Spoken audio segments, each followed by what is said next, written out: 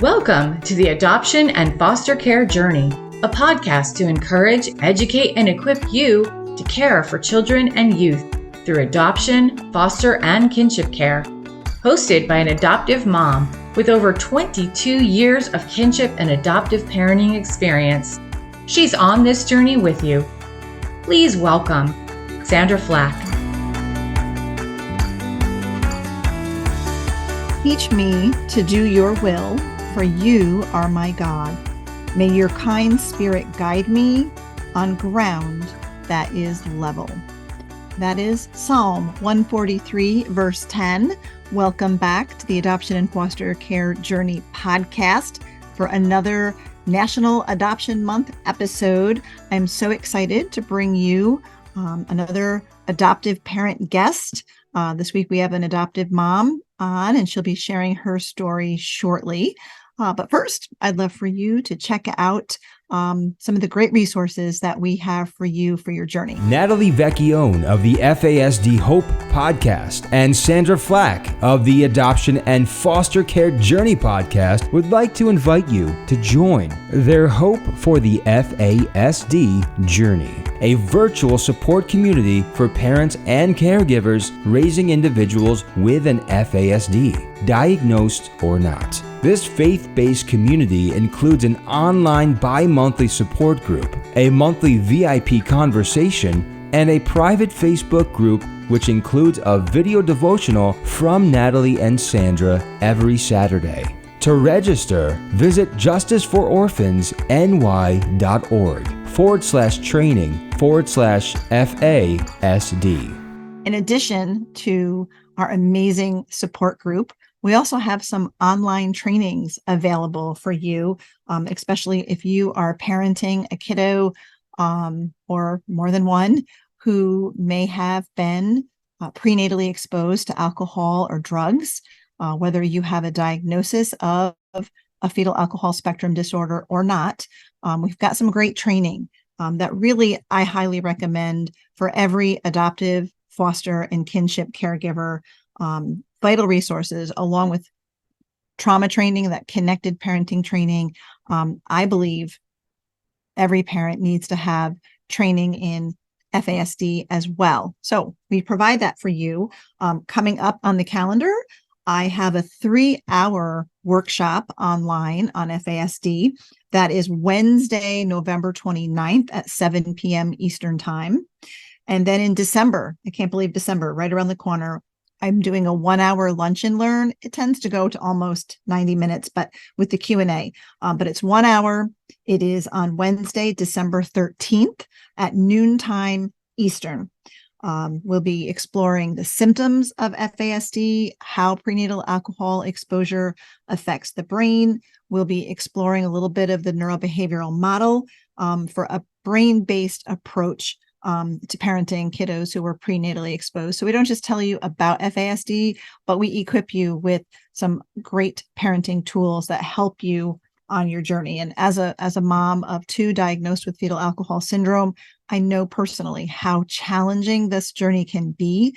And I'm here to support and equip you for that journey. So link in the show notes below. And you can check out and sign up for any of those trainings on our website, justicefororphansny.org. Also, please be sure to subscribe or follow this podcast. We are on all the podcast platforms, but we are also now have a YouTube channel where you can watch the video of these podcasts if you're interested. So be sure to follow along and subscribe. Now, to our guest. Melissa Jacobus has been advocating for her adopted children and the rights of all individuals with fetal alcohol spectrum disorder since 1998. At the national level, she is a parent advocate and member of the Justice Task Force for the FASD United.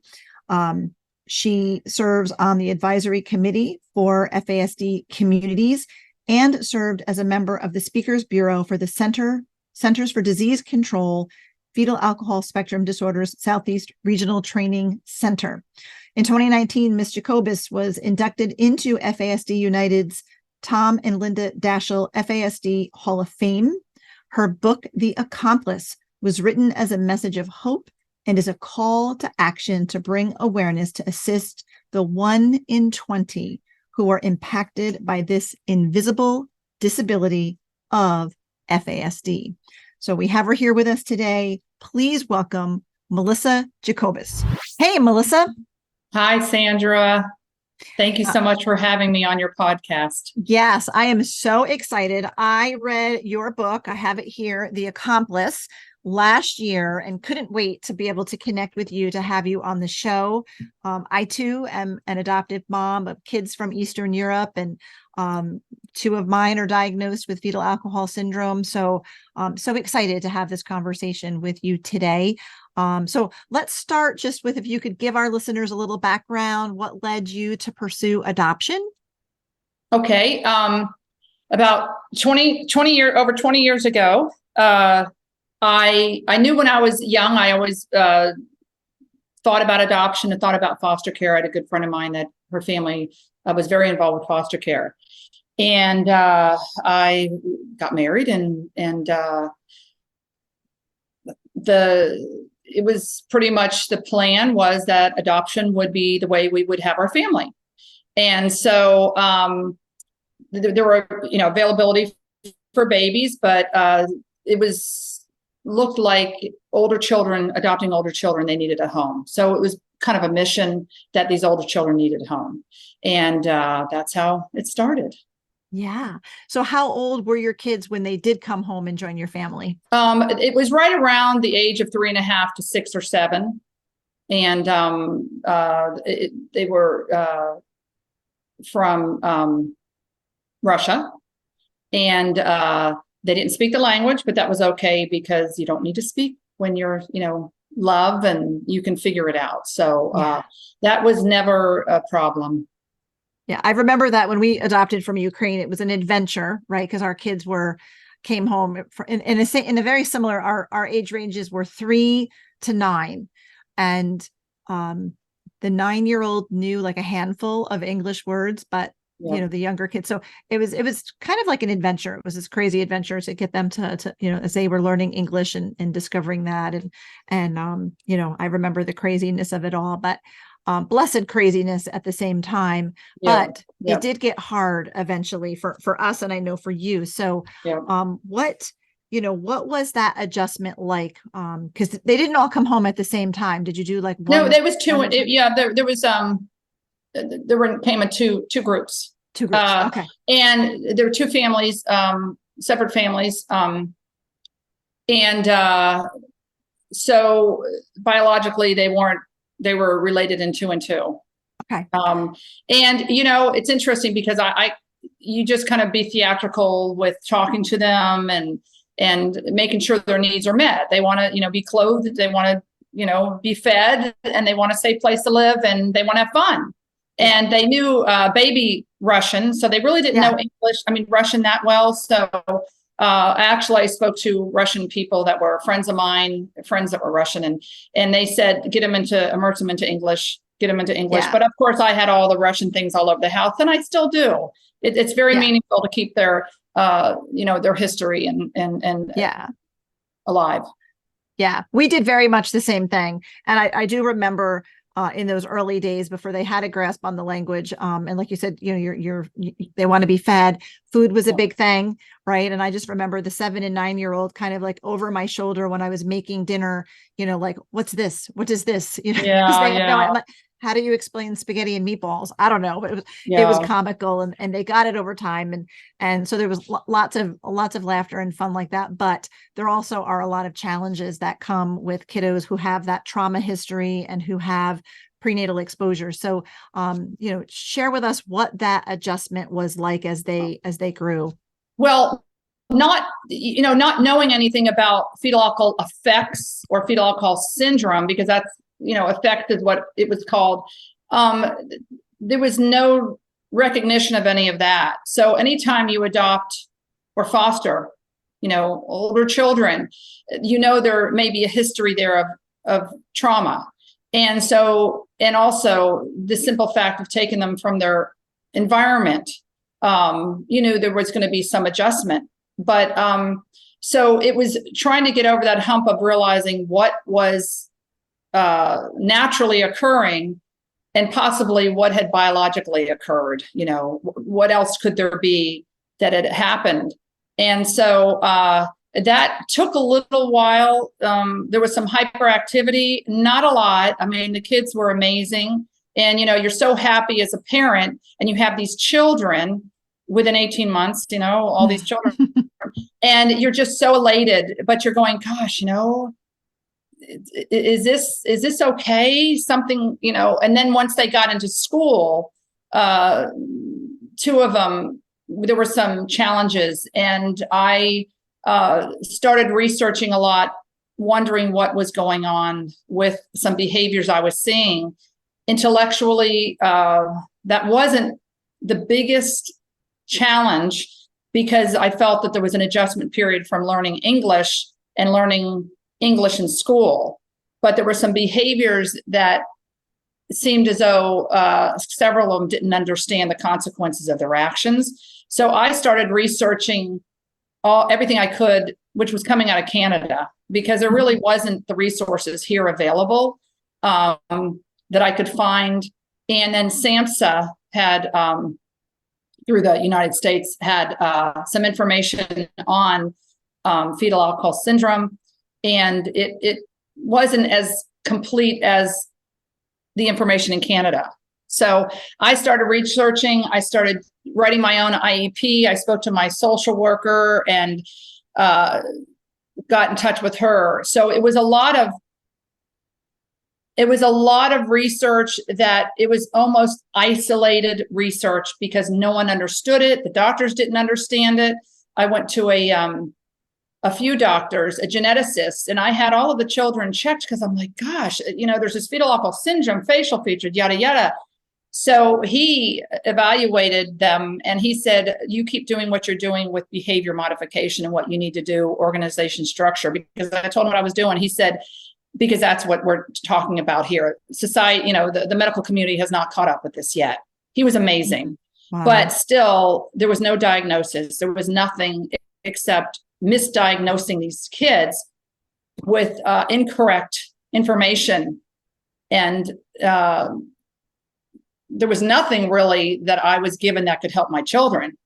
Organization, I realized organization structure. And again, I was getting a lot of it out of Canada and on what I should do. So I wrote my own IEPs up. I went to the schools. I handed out SAMHSA literature on FASD, which they had very limited amount. And I just did what I could do to help my children adjust and get them as far along as I could while they were still happy. They were part of a family. So with a lot of variables going on here with trying to figure out what this was all about and still have a happy family. Wow. Could you just clarify? You mentioned SAMHSA a couple of times. What does that stand for? I right off the bat, I should know this but SAMHSA has not dealt with FASD for so long, so I can't tell you right off the bat. So it's an outdated acronym. That's totally fine. Well, no, it's still very present, but not in the FASD world as much as it was. Yeah. All right. So, and then when your kids came from Russia, was there any indication or diagnosis from Russia that they were prenatally exposed to alcohol? Well, in the paperwork, in the Russian paperwork from their birth families, there was it was noted in all four of them. It was noted in all the paperwork that there was alcohol exposure, or I can't say alcohol exposure, but that the parents drank. Yeah, that's what we were told. Right. So they were exposed to alcohol. Yeah. Yeah. We were told that I think it translated in court documents, parents abused alcoholic drinks. That's how it translated. Yeah. So we had that indication. And I had also done a little research and knew that prenatal exposure was common in kids adopted from Eastern Europe. So but we didn't even suspect it until the youngest one came home at age 5. And he's the one that, he was one of the ones that did get a diagnosis of fetal alcohol syndrome, has all of the symptoms, the facial features, all of the things. And like you said, there wasn't anything out there. I mean, you were accessing information in Canada back then. Right. And what was available on the internet was doom and gloom, right? Yeah. And there wasn't much. And SAMHSA is Substance Abuse and Mental Health Services. Okay. Administration, just to let you know.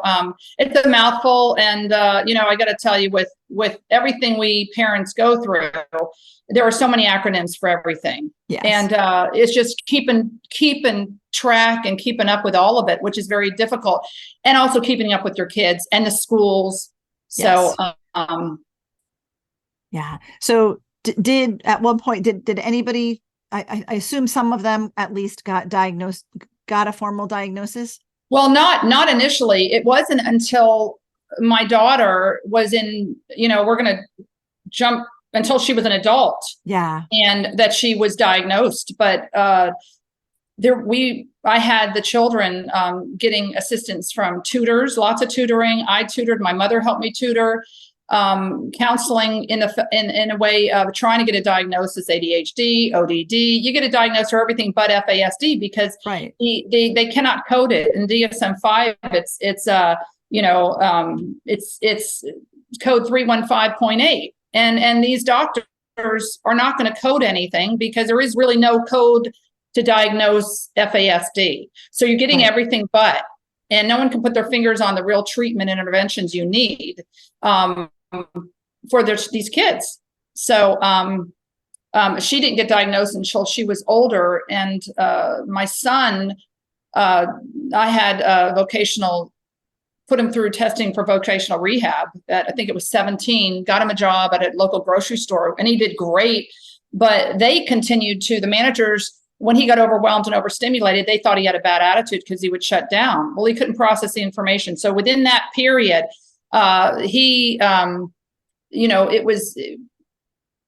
it was highly through the doctors and the people in the field, not the actual doctors. We all knew he was impacted by alcohol exposure. So remember, I was in that gray area of the very early years. They didn't have facial features, so they're not going to do the diagnosis of FAS. And FASD was just coming out because even fetal alcohol effects wasn't going to apply to my kids. I mean, 1 in 20 are impacted, and only, less than 8% get an FAS diagnosis?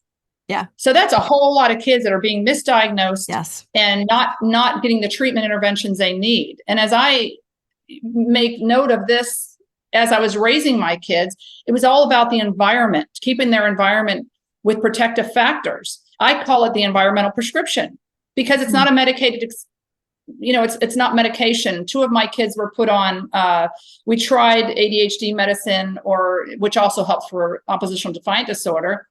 And having the environment prescription was the best thing that I could do for my kids. Organization structure, understand when they're overwhelmed, they're dysregulated, dismature, all of these things were playing. And if you do not get them a healthy lifestyle of exercise and sleep and knowing what's going to come next and making it habit forming, and if it's habit forming, they'll do it without thinking. I try to put all these things in place. And actually we had our lives were, with the exception of the challenges and the frustration from some in the medical community and some in the schools. I was very, very lucky because a few of the schools really listened and understood because I supplied them with research on what my kids needed. Family life was pretty good, but it took a lot of work to help my kids. So the outside world, it looked like everything was great. The inside, it was a lot of work. I mean, a lot to keep them safe with protective factors during those early years and teenage years. And there's so much to be said on all of this. And you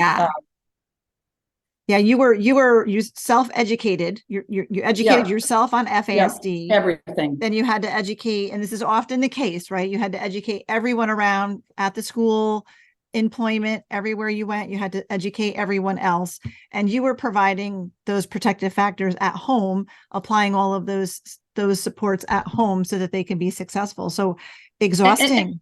And finding the fun in life, because we celebrations of birthdays, Christmas, holidays were so important, and because I wanted them to have something to look forward to, as we all do, but really having them I don't want to say distracting them from the challenges that were going on, but including all this fun and family that was so important, because that's the priority. That's what you want for your kids: happy, Right. healthy, and you want them to progress.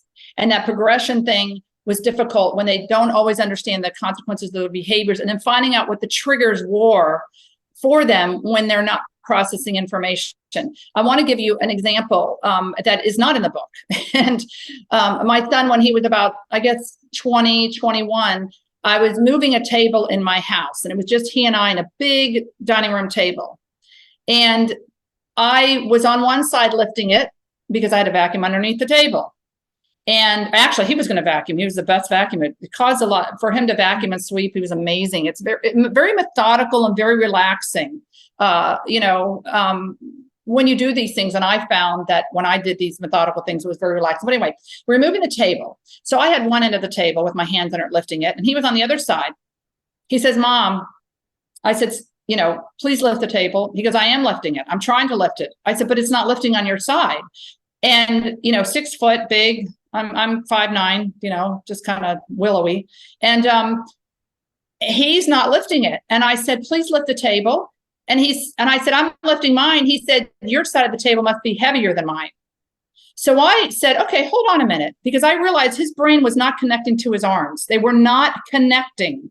So I left my side of the table. I said, "Just stay, just like you're lifting." And I went over to his side of the table where his fingers were underneath the table. I started pushing down on his forearms and say, "Lift, lift, lift, lift, lift." He started to lift the table as I was pushing on his forearms, pushing harder on his forearms. And I said, "Okay," he got the table lifted. I ran over to my side and said, "Let's lift the table." And I realized it was such a concrete thought for him that it must be heavier on my side of the table on his side, because I could lift my side. And if his brain, under this not so stressful thing that I was asking him to do, is lift the table with me, it couldn't connect. So therefore, my table side must be lighter. Do you understand what I'm saying? Yeah. So he wasn't connecting. And I'm thinking, if he has difficulty connecting this under a situation that he may seem stressed, that he can't lift a table and it's not connecting, his hands are not connecting to his brain. What's happening at work when someone asks him to do something? He says, "Well, I am. You don't know what you're talking about. Yours must be easier than me." What happens here? And this was a physical example. Now, this kid was an incredible ping pong player, and he just incredible. He's physically active, but he couldn't make that connection. Wow. And that, to me, even though he was 18 or 19, I can't remember what it was, I had already explored everything that I could on FASD. When that happened, it just really changed my thinking, that it's not just what they perceive or experience with someone telling them to do something, but when they're physically or incapable of do something because their brain is working differently. Mm-hmm.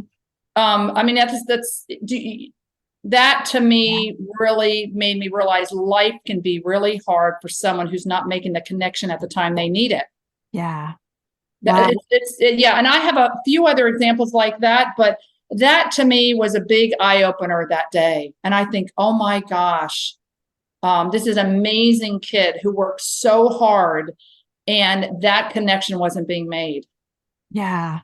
And you can see where, especially as our kids get older, how this can have a negative impact on them and can get them into trouble, because it reminds me somewhat. My 20-year-old he's a volunteer firefighter, and he came home the one night telling me about a call. He was out on a call. Long story short, there was 2 guys that obviously had been drinking and driving. They ran off the road and hit a shed. And then they fled the scene of the accident because they didn't want to get caught drinking.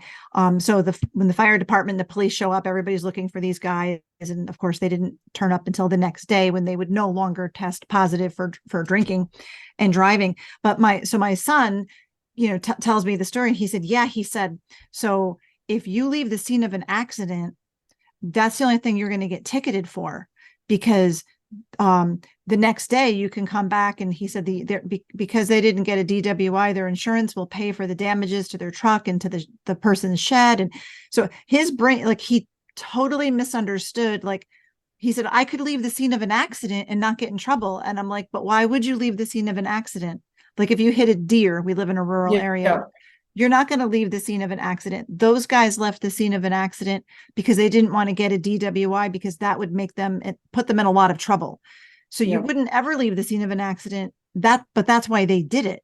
But his brain couldn't, he thought he'd stumbled upon this great thing that, well, you could leave the scene of, and he totally misconnected all of those parts and didn't understand that. And of course, he's in the fire department, so he's exposed to a lot of those kinds of things. And I'm like, that's not how this works. And you never want to leave the scene of an accident. And those guys should have gotten a ticket, because now they're going to drink and drive again. And next time they could hit somebody or kill somebody or themselves. Right. So, but it was just like his brain, the way he processed that information, he didn't have an accurate understanding of how it went, because he was taking this very literal, that very concrete.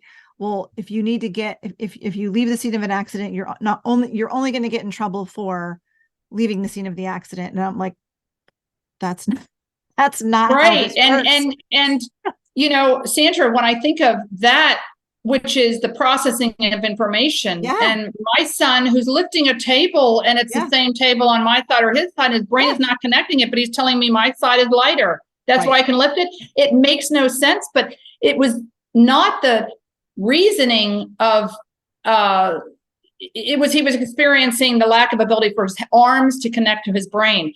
So what happens socially if he's with a group of people and he's not connecting something everybody else sees? That makes no sense. So socially, when they're not getting those social cues and they're not connecting, it makes life hard for them socially. Yes. Yeah. And, FASD is prenatal alcohol exposure is a traumatic brain injury.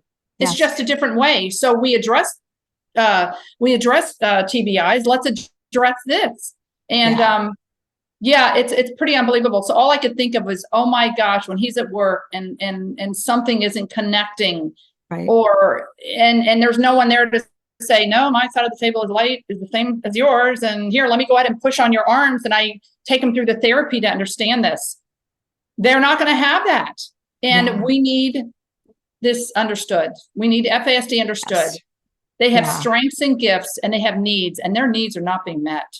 Absolutely. Their needs are not being met. And so this is why you advocate. This is why I advocate. And it's up to us to do it. Yeah. Yeah.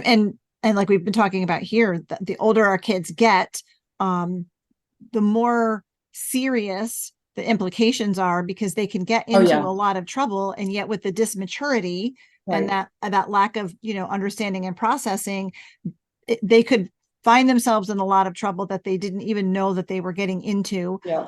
So share with us a little bit, because I know, and I highly recommend your book, The Accomplice.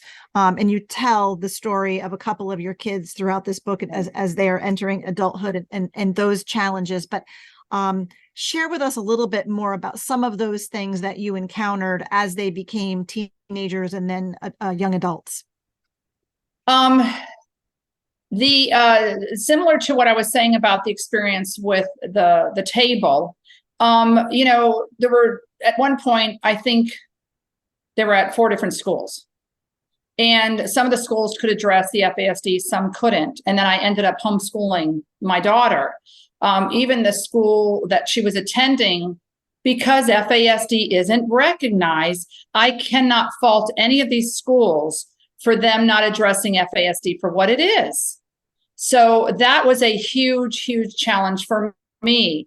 And then I wanted to make sure each of my children received the opportunity to explore their gifts and talents.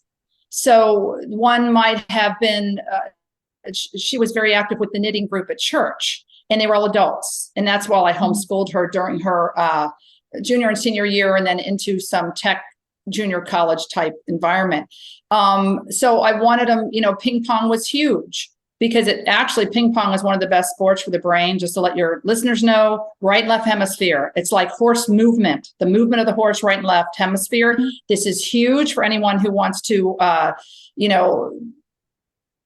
increase their children's, brain ability, I guess. Ping pong, huge. Tennis, pickleball, these are huge.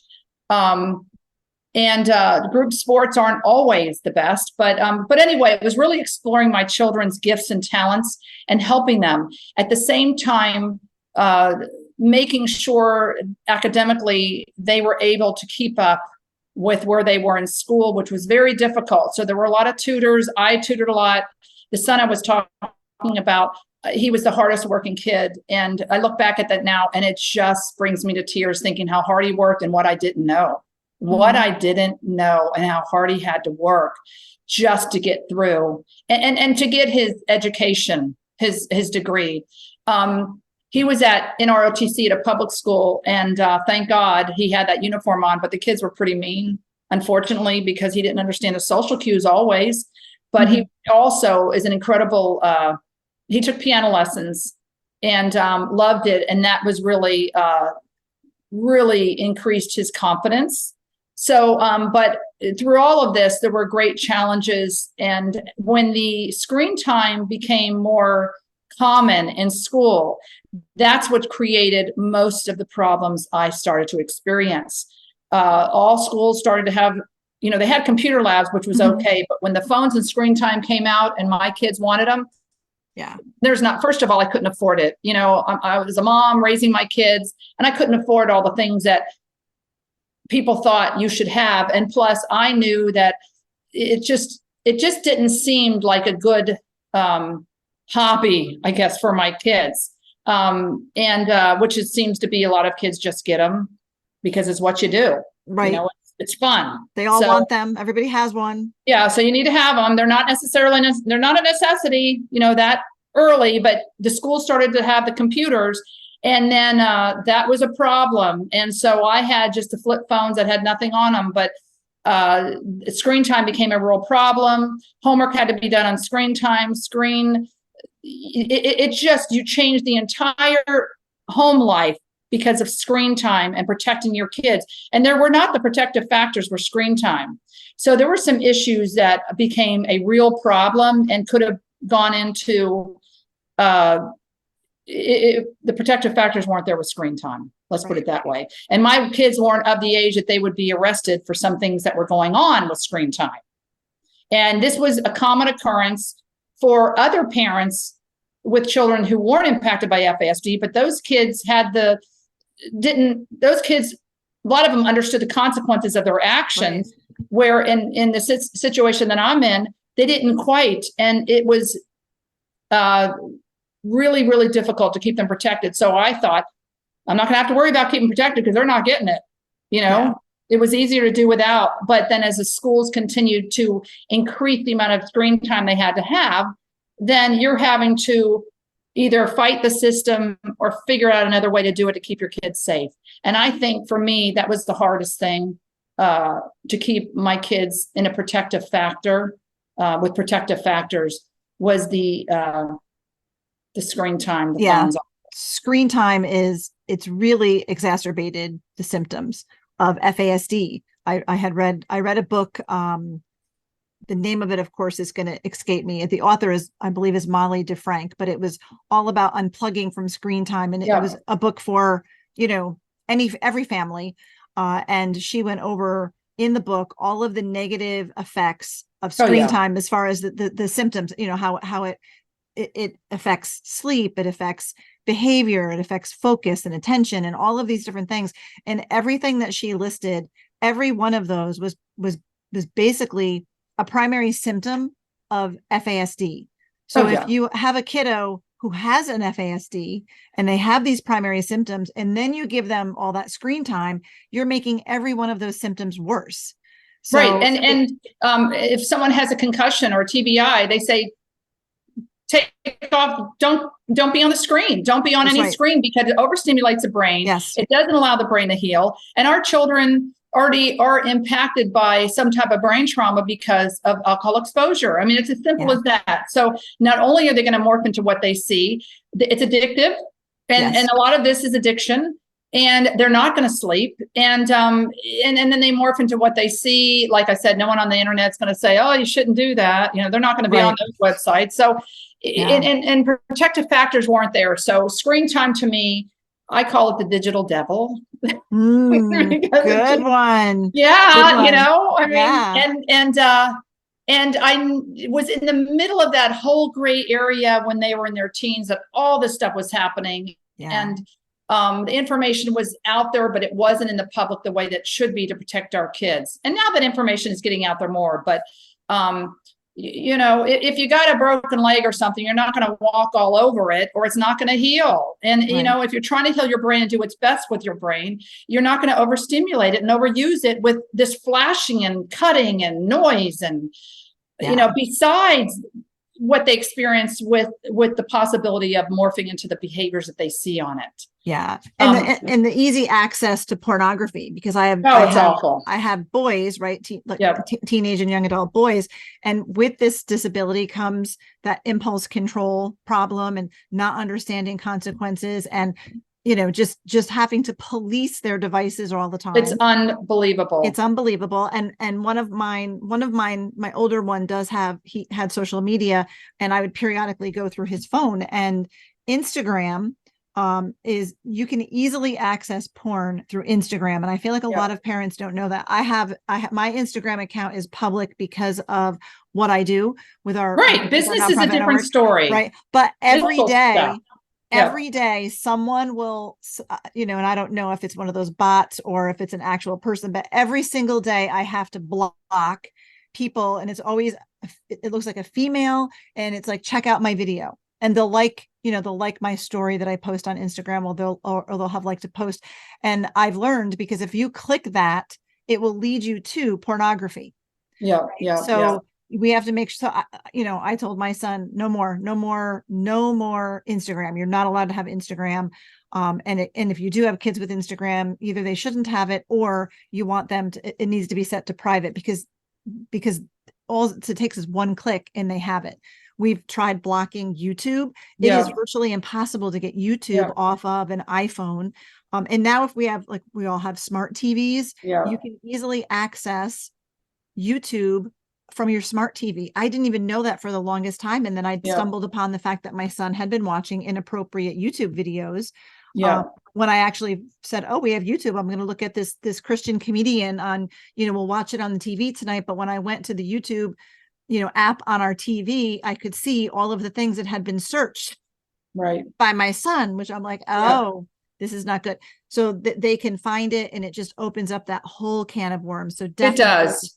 Screen time. And the thing is, if raising them, and then the schools have it in, the schools are increasing the, and taking and priding themselves on the screen time and the video and all the internet.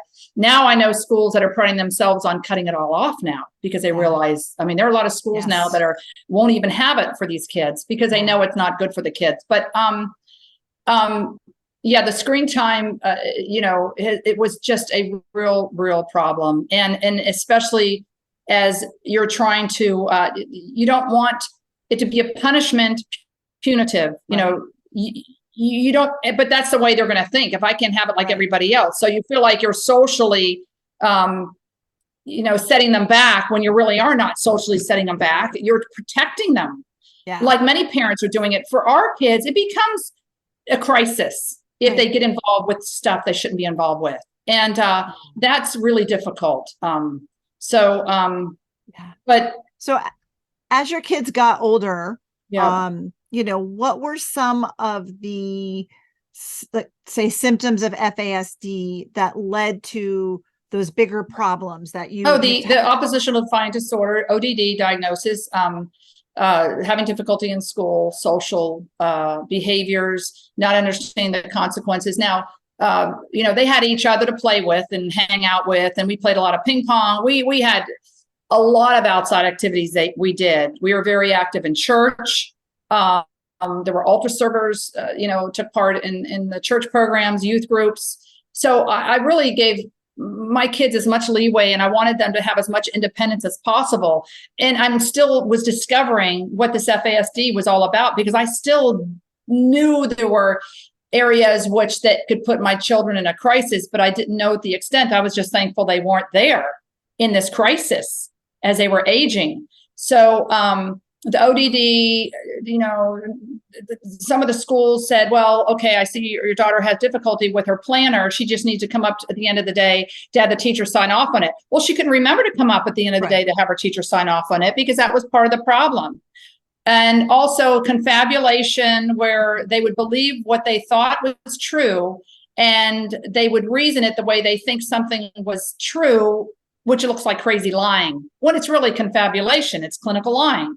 That was a real problem, because what people don't understand, it's trying to understand which is a lie, which is they don't understand, or which is clinical, and a confabulation of the brain, kind of the hiccups of the neurotransmitters and how the brain is operating. So all that in itself is difficult to understand beyond all the other things. So all of that together, I just kept researching and trying to learn as much as I can, and then feeding this information to the doctors, the schools, and some of them were receptive, some of them weren't. Some said, oh, there's Mrs., there's Melissa again, and and then I would go to the teacher before, the year before, and I said, you found this out. Could you go ahead and take a little talk with that teacher? And so by 6 weeks into the school year, 2 months into the school year, the counselor would say, okay, now that teacher understands what you were talking about. Yeah. But, the ODD, like I said, the ADHD type of behaviors, not hyperactive, but not quite getting it. And just working like crazy to get through school. So learning challenges and the academic challenges were pretty rough, but it's not all about academic challenges. I found it more in the adaptive behaviors, because as we know, FASD, it's an adaptive behavior deficit. So if something is new and they haven't experienced it, it can be very, very scared for them. They become anxious and nervous. So anxiety is huge with these kids. And there was also slow processing.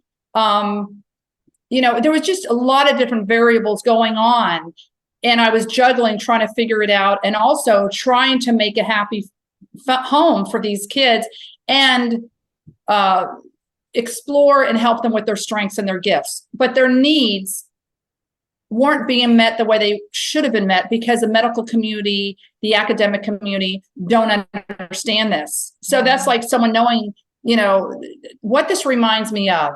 I have a pair of glasses on and you do, but people have their prescription. And what we're doing is we're putting the wrong prescription, the wrong lenses in someone's glasses. We're expecting our kids to wear glasses that may work for somebody else.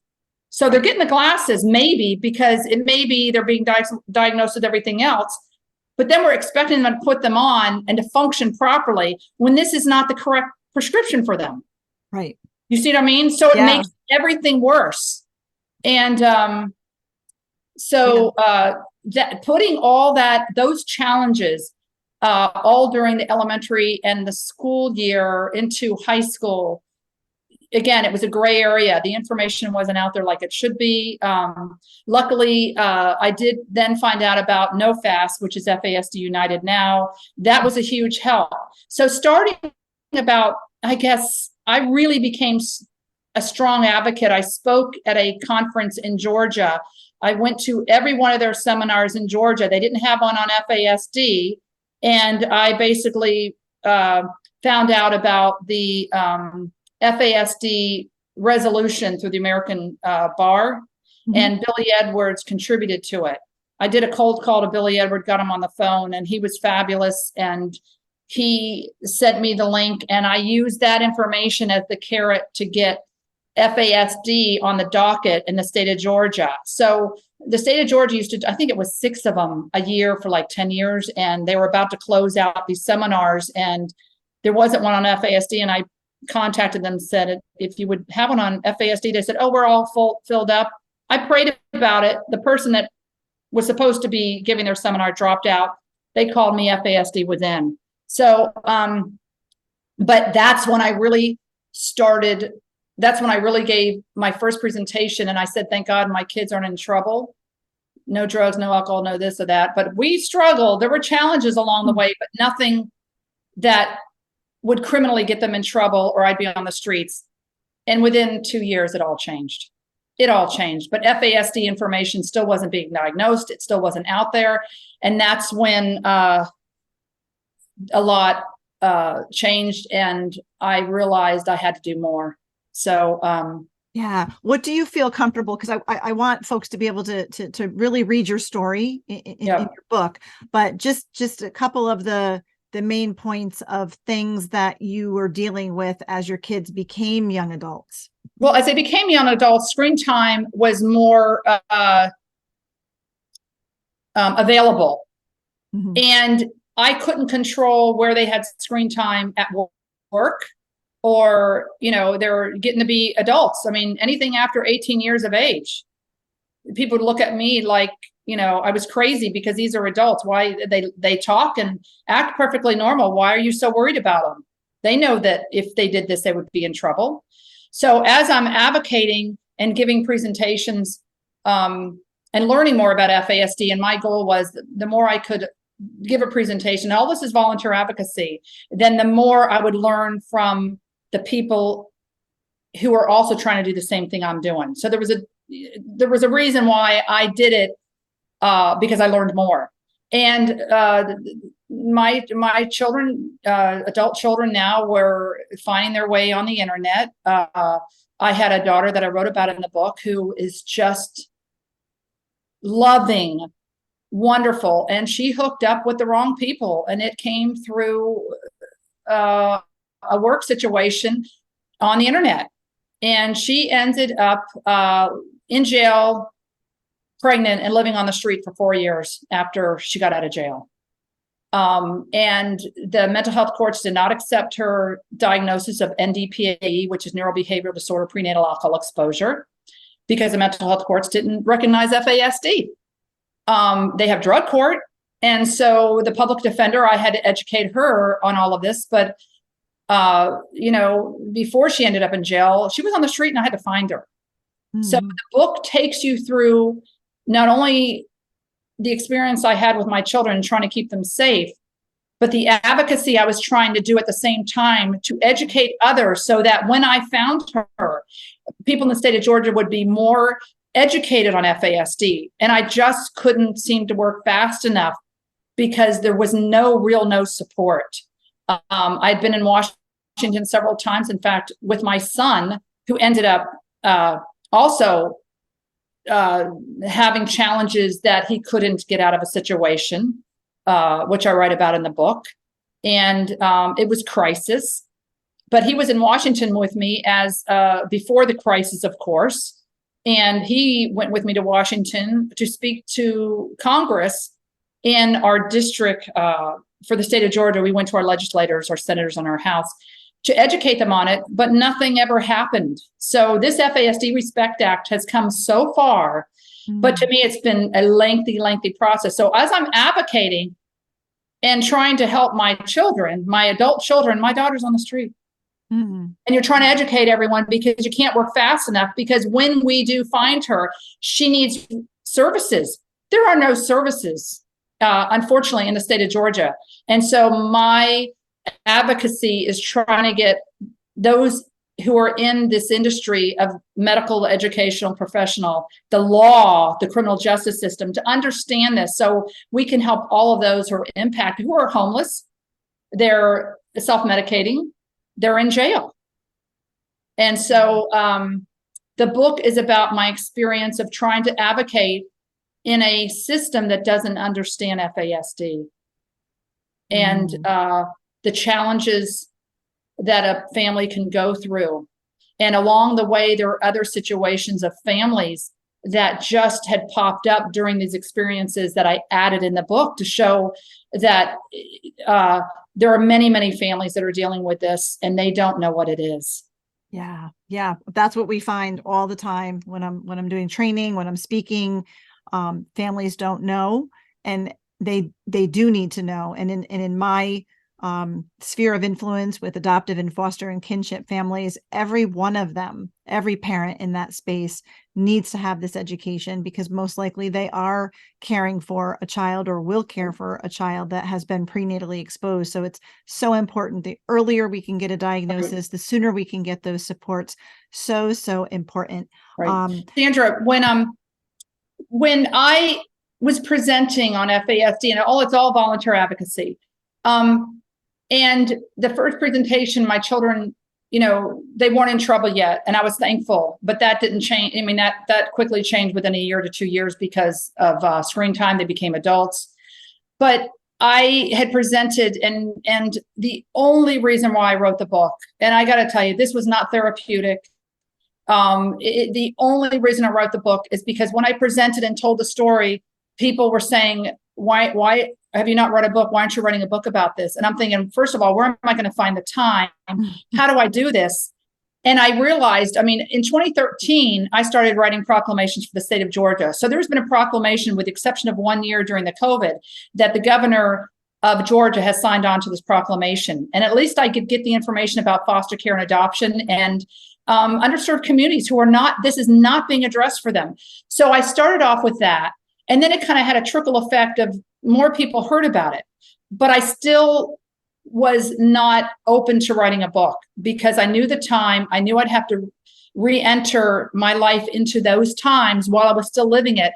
And then I prayed a lot about it. What am I going to do? Prayed and prayed. And then I realized I've got to make sure the information is out there to other parents, caregivers, and adults with FASD to get the story out that they could understand. And if it's in a storytelling way, this is what I'm going to do. So that's really how I came about on writing this book. Yeah. So the title of the book is The Accomplice by Melissa Jacobus. Where can our listeners grab a copy of your book? Amazon. Go on to Amazon and put The Accomplice, Melissa Jacobus. I will tell you the foreword was written by Billy Edwards, William Edwards, and Dr. Larry Bird. I always say the book is just an intro to their foreword because their foreword is unbelievable. Yeah. So it's incredible. And Barnes and Nobles has it. There's a lot of small independent bookstores that I have just driven to these bookstores, and they see it and they take it, that have put it on their shelves. So, if you put in The Accomplice, Google it, it'll come up, and hopefully it'll be maybe in your town or something. I don't know, but I know you can get it on Amazon. Yeah. And I'm sorry, also FASD United has it there. If you want to purchase it there, I had sent a bunch of books there for them as a donation for people to get it there also. Wonderful. So, yeah, we'll make sure we put a link in the show notes so that our listeners can grab a copy. Super simple, because I highly recommend. Riveting story. I couldn't put it down. Very, very well done. Also, we were talking about your advocacy work. So what can our listeners do? What can we do now in this space of advocacy? What would be the top things that parents can do right now to help advance the cause of FASD awareness? Okay, well, besides them trying to help their children get all the information they can, the medical community, I'm not saying all the medical community, because there's a lot of the medical community that recognize FASD, but you want to provide them with information. And until the FASD Respect Act passes, it is hard to get a hold of this information as credible information so that they can use the correct diagnosis for your children. So I would say the number one thing to bring awareness is the FASD Respect Act and the 118th Congress. It's Senate Bill 1800 and House Bill HR 3946. FASD United has a website. Just put FASD United. We need advocates in every state to go and contact your House members and your senators and have them co-sponsor the FASD Respect Act. Also, you can get those in your medical community, your schools, businesses, nonprofits, agencies in your state and in your cities on endorsing the FASD Respect Act. That shows a clear message to our Congress that we are paying attention, and FASD has an awful lot of support. And the sooner we can get this passed, the better for our children and all adults. There's so many, 1 in 20 kids, adults are impacted. So we have lots and lots of adults who are walking around wondering why they might be in recovery, wondering why they can't get into recovery, in jail, homeless. And again, FASD, those who are impacted, it's a traumatic brain injury. They have strengths and gifts, but a lot of them, they need to reach their potential for happiness, fulfillment, and their needs are not being met. My children are gifted. I love them. They have strengths, but doggone it, they deserve to have their needs met. Yeah. They deserve to have their needs met. So that's what this is all about. So get the FASD Respect Act, parents, grandparents, caregivers, those who know someone with FASD, or if someone sees this cause and understands it, get involved. Yeah, well, we will put a link in the show notes to FASD United and to the Respect Act, so our listeners can very easily go to that website and just endorse it, sign up for it, so that you are a supporter of it, definitely. So, Melissa, as we wrap up, I appreciate all of the amazing work that you're doing, and all of just you were a fierce mama bear advocate, right? And making a difference, trying to fight for your kids and fight for our kids. So many of our listeners are adoptive, foster, and kinship caregivers. Many I know are listening because they have kids with an FASD. Some may not realize or recognize that might be going on. But would you, as we wrap up, share with us some advice, some encouraging words for our parents listening? Never give up hope. Hope is just don't give up hope for your children. Don't give hope on the relationship you can have with your children. Don't give up hope that, the FASD Respect is going to pass with all of us participating. There is power in numbers, and there is the power in prayer. Make sure these caregivers, adoptive parents, foster care, take care of yourselves. Have that time for you. Self-care is not selfish. You have to do it. And know that you are not alone in this. And that's another reason why I wrote the book. And that's the reason why you're here. Yeah. Such good words of wisdom and advice and encouragement.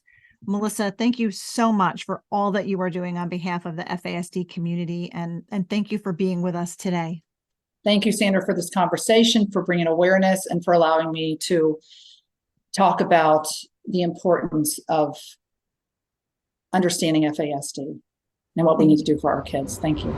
Wow, what a great conversation with Melissa Jacobus. I hope that you were inspired and encouraged by her story. I know it's a hard story. She details more of the hard in her book, The Accomplice. I hope that you will grab a copy. We'll put a link in the show notes so that you can remember the name, and you can go on and find it on Amazon or wherever you like to buy your books. So I hope that you'll check that out. And if you suspect that the children that you are raising may have been prenatally exposed to alcohol, reach out, because we have some great workshops. I can help you with learning the symptoms of FASD, with understanding how to parent and what kind of tools that you need to be able to accommodate and better support your kiddos. So some of our training I mentioned at the top of the show, that you can go onto our website, justicefororphans.ny.org, and click on our training so that you can register for any of those. Also, FASDunited.org is a phenomenal organization where you can learn more as well. And you can go on there and sign up to endorse the FASD Respect Act. So we'll have links in the show notes that you can check out to learn all of that. Please make sure to, again, follow and like our podcast, our social media. We're on Facebook and Instagram and LinkedIn. You can check all of that out and follow us. Greatly appreciate when you do that. And I am appreciative that you spent your valuable time with us today, and I'm grateful to have you along for the journey. Thank you for listening to this episode of the Adoption and Foster Care Journey podcast. brought to you by Justice for Orphans. We hope you were encouraged today. Please be sure to subscribe to this podcast and leave a review, and share it with your fellow foster and adoptive parent friends so they can be encouraged too.